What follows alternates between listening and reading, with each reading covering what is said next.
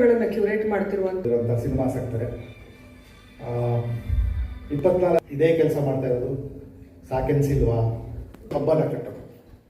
So ರಂಗಾಯಣದ ಉದ್ದೇಶ ಬರೀ ನಾಟಕ ತೋರಿಸೋದಲ್ಲ, ಅಲ್ಲಿ ಸೆಮಿನಾರ್ ಇರಬೇಕು, ಜನಪದದವ್ರು ಬರಬೇಕು ಅಂತ ಎಲ್ಲ ಸಣ್ಣ ಸಣ್ಣ ತಂಡಗಳು ಅಷ್ಟು ಜನ ತರಬೇತಿ ಮಾಡಿ ಬಿಡ್ತಾರೆ. ಅದೊಂದು ಚಿನ್ನವಾದ ಮಾತು ಅಂತ ಹೇಳಿದ್ರೆ, ಒಂದು ಕಿರುಚಿತ್ರ